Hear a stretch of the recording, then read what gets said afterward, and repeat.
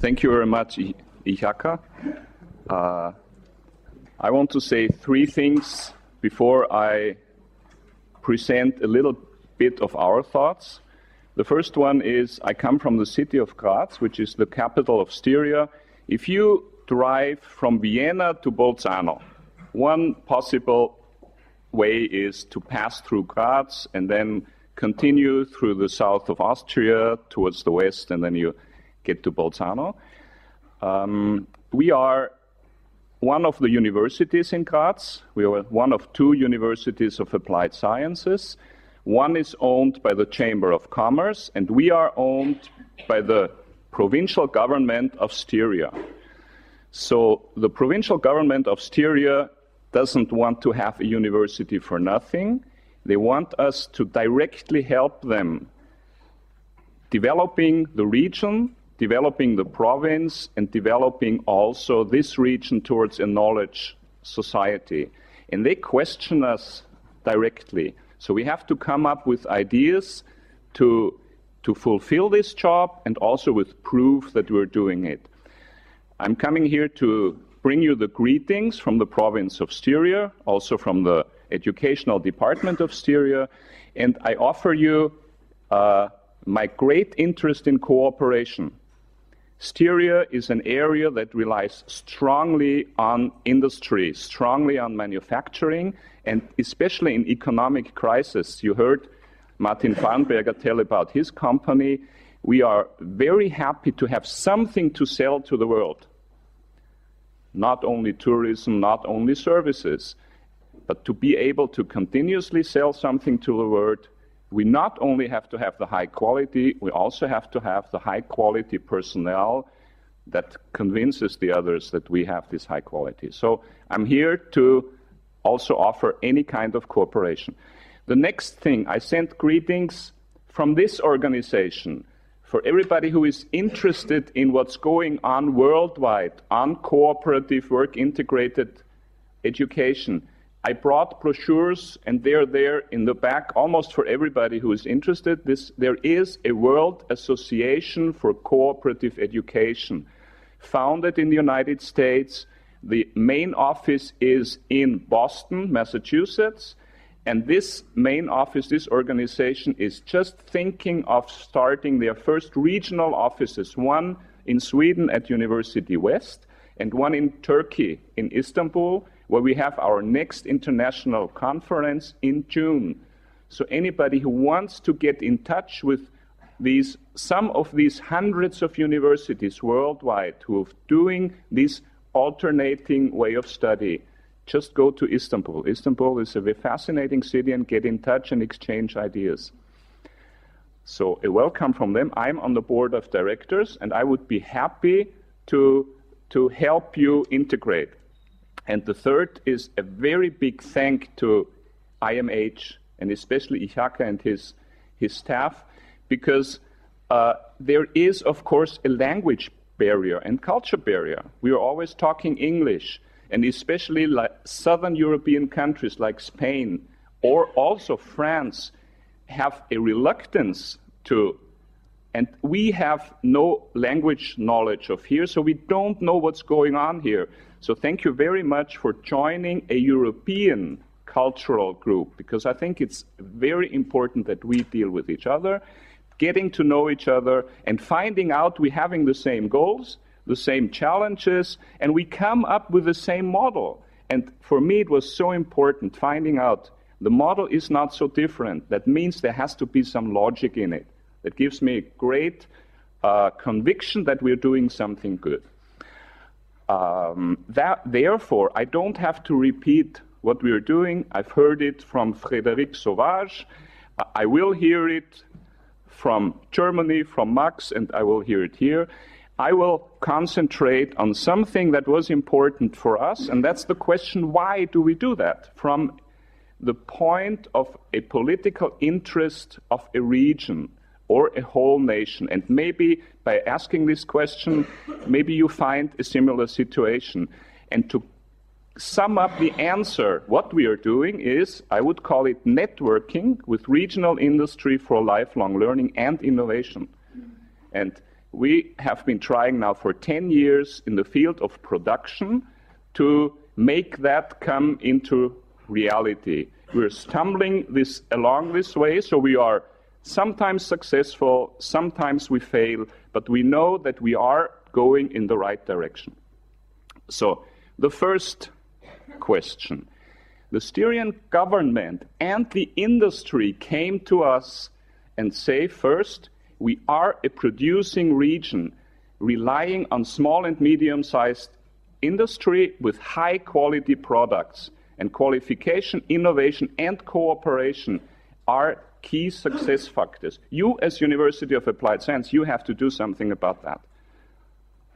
Second thing was, in our specific case, we have a lot of specialists, but the typical site manager in industry, the typical type of person like Martin Farnberger, is not an academic, because even more than being an engineer, it's important to be trusted by the shop floor people, by the normal workers. So he usually has to grow in the company and come out of the company culture. And so our challenge was, how do we do that? On the one side, now we need academics. You heard you need people who speak English, at least not as a foreign language, as a second and maybe even first language, but you need somebody coming out at the company. And we as a university knew we can't do that alone. You have to come in and we have to share the responsibility for education. And so we came up with this idea of this alternating type and went out and looked for where it is. Another thing that, now addressing the Ministry of Education, at the moment we have two ways to go to higher education. One is the traditional university going towards research. Too much research, too theoretical. So there's a bit of concern that many of these people do not get jobs. We will have unemployed graduates.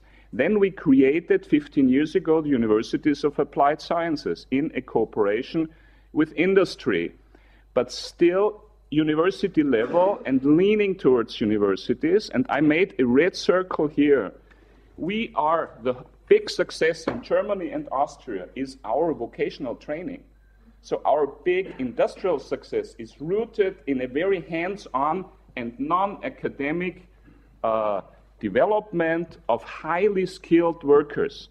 And if they go on after their finishing of the training, they go to mastery, and this is not academic, but it is a form of higher education.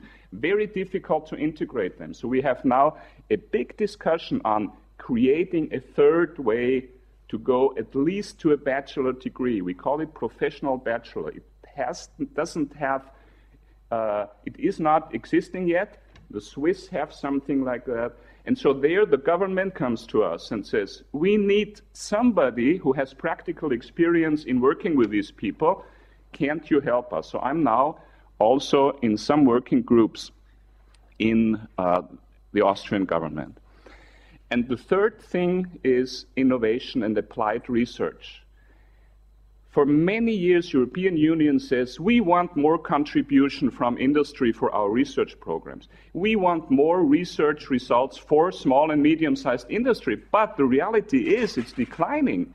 The small and medium-sized industry are going out of the research programs because they're always losing. They're giving the case studies and somebody else is profiting from it.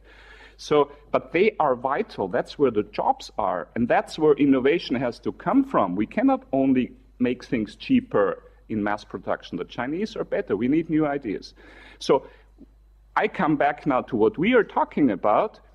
There is really one possible strategy, and one is cooperative education, integration of vocational education and higher education, and learning to work together, learning to build a bridge, then we can use this bridge for different kind of things. Therefore, all of these reasons, what we are doing is strongly rooted in the tradition of apprenticeship. Not only Austria and Germany, but also in all industrialized high-quality countries. The United States universities don't have that. That's why I also think instead of just looking for America how to do it, we have to develop our own quality, because they really learned from us. In 1906, the first co-op program was started in Cincinnati. And maybe some of you working in the tool-making industry, Cincinnati was the tool-making center and still is of the whole United States. So there is a logic why this was created there, and there is also logic why maybe IMH is a forerunner for a European tradition, a newly starting tradition of cooperating. We have learned a lot from the Germans. So I, of course, went to Stuttgart to find, and we decided we will kind of take the Stuttgart model with this 3 months. Max will tell about that later. And since 2002, we are still the only university in Austria that does cooperative education. It is a compromise. Everybody who is married knows that. To have a real 50-50 partnership needs compromise, needs work from men and women. Same thing, same difficulties, industry and university. It's not easily to make a win-win situation out of it. You have to work for it. Just one slide on what we are doing. So our bachelor starts with the full year. A year where we can prepare the student to then enter into a contract with the company. We can coach the student, we can create situations for industry, and we can make sure that industry receives a student who has passed the first year, who has proven, I want to and I'm able to. That's what Martin Farnberger talked about. They need the certainty that their recruiting process is successful. We have university in charge of semesters, and we have a company in charge of providing work terms. We create different possibilities of starting. The more prior learning you have, the better you are educated before. You don't have to start here, you can start here or you can start here. But now comes the first important thing. Here we have our real life laboratories. So these are really partners for us to make a better education, and now target, I think some students are here. And the most interesting thing for you is, we are pretty good here. We have no experience from here. The companies are pretty good here. They have no experience from academic training. The only ones, by going back and forth with questions and answers, who really are owners of the process of cooperative learning, are the students. And that means first they have a responsibility, which they also need later on, and they have a knowledge and competences that are even higher than their professors on both sides. They should understand that and really cherish that. Hoppala.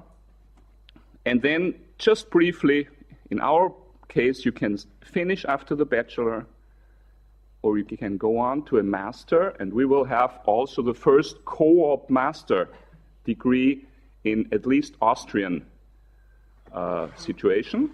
And if you compare the role of the student, you could say, here you're a trainee as a student, you learn from us what we know. So it's kind of downloading to you to give you a starting point. But if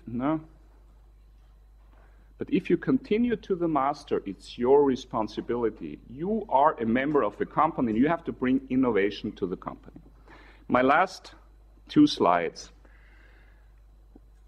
What that means now for the future. One is, FHJ is our university.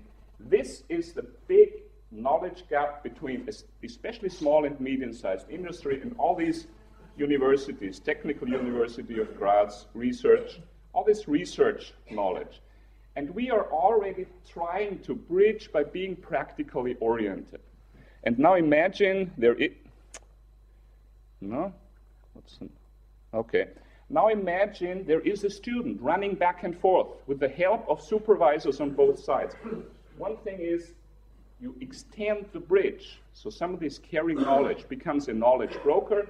And the second thing, by having the student and having us half-time education in the company, there's much more space for developing new ideas.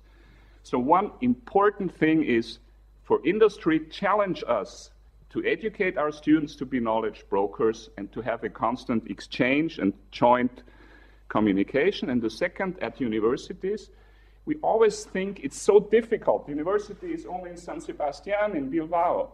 No campuses outside. If you have supervisors and companies, people like Martin Farnberger, in any valley, like this is Styria, you have outside campuses. You don't have to pay for them. It's just one person, two persons, three persons. Over the year, it's like a small branch of the university. Thank you.